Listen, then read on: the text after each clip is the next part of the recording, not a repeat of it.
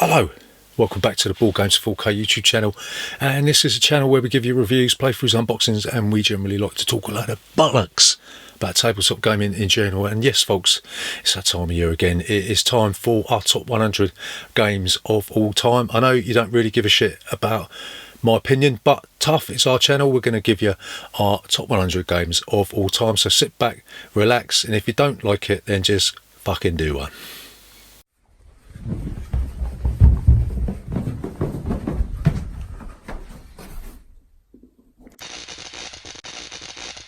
Board Games 4K. So number 100 on this list is a very, very old game by Mattel. It is called Break the Safe, and this was one of the first real-time games that we ever played.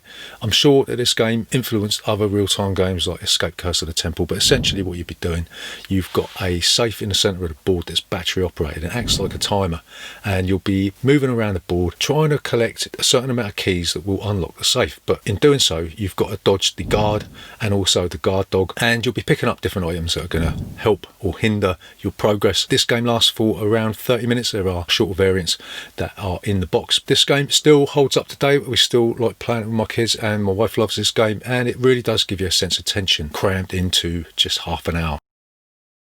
So number 99 on this list is a dexterity game that uses a very, very small totem pole. It's called Juggling Speed, and essentially what you'll be doing, you'll be trying to grab the totem pole if you match two cards of the same symbols. But this game is very crafted because a lot of the symbols look identical, but they're actually not. I recommend before you play this that everybody cuts their fingernails down as far as possible, because I have seen severed hands, severed eyeballs, severed toes from playing Juggling Speed. But yeah, it is a frantic, crazy game. If you go on YouTube and look up Juggling Speed Ultra or something, you'll see a really crazy variant that you might want to try out. But yeah, Juggling Speed, really great dexterity game. That's on number 99.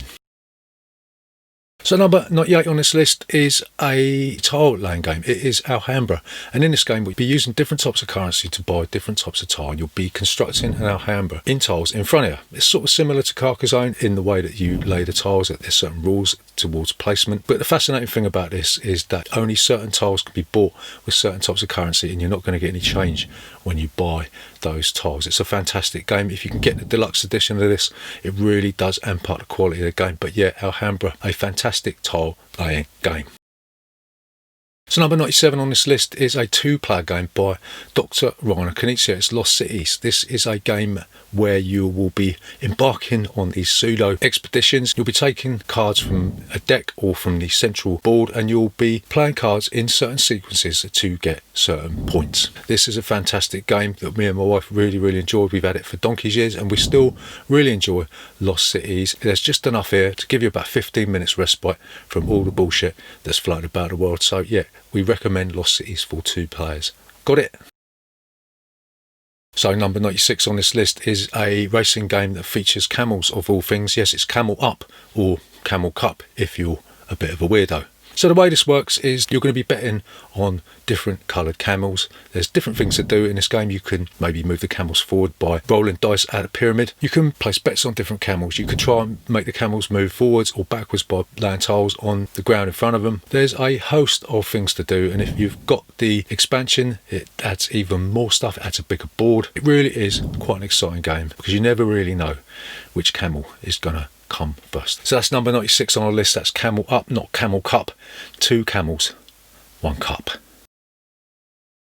So number 95 on this list is a game by Richard Garfield. It's King of Tokyo, and this is basically sort of Yahtzee with special abilities, right? So you'll be rolling the dice, you'll be choosing a number of symbols on the dice to hold to one side.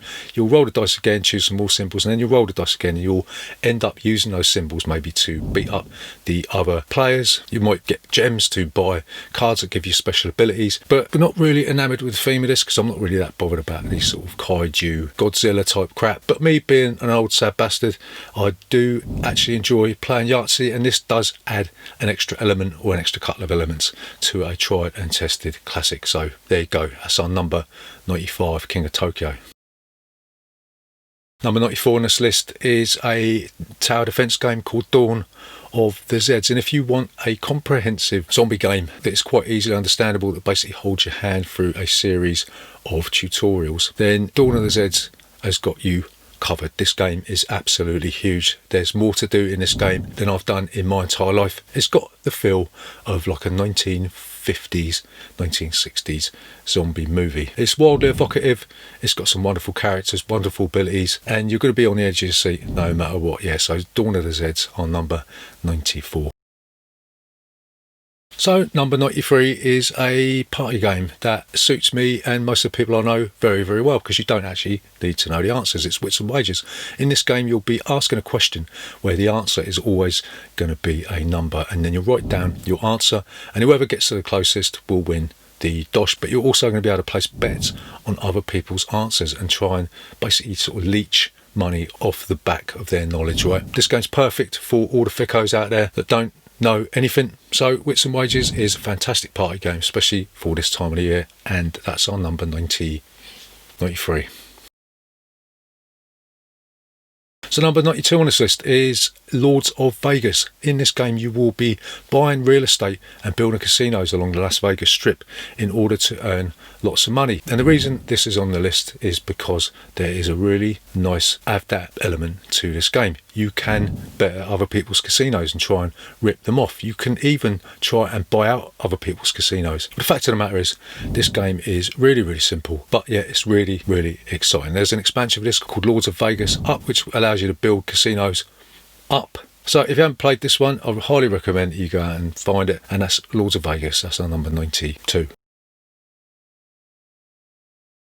So number 91, and the game that is going to wrap up our first segment of this top 100 is Freeman Freeze's Power Grid. In this game, you will be buying power stations. You'll be accumulating different types of resources that will allow you to power stations. You'll be using these power stations to connect different cities to the power grid. Right, the thing about Power Grid, it's got a wonderful auction system, and it's also got a very good market system whereby the scarcer the resource, the more it costs, and the more abundant the resource, the less it costs. This would have been higher up on the list if it didn't mean that part of the board is always blanked off. That really annoys me every time I play this. If you're playing this with 4 players, you're going to have part of the board blanked off. If you're playing it with 5 players, you're going to have part of the board blanked off. So that really does get on my nerves. But that being said, Power Grid is a wonderful economic simulator. It's been knocking around for decades, and it does win the award for the most boring board game box cover art known to humanity. Right, so that's Power Grid. That's our number 91. So there you go, that's our first instalment of our top 100 games of all time. Obviously, when you come back, we're going to be doing number 90 down to 81, so maybe come back and have a look at that. But if not, then balls to you. So there you go, that's the first instalment of our top 100 games of all time. We'll see you in the next one.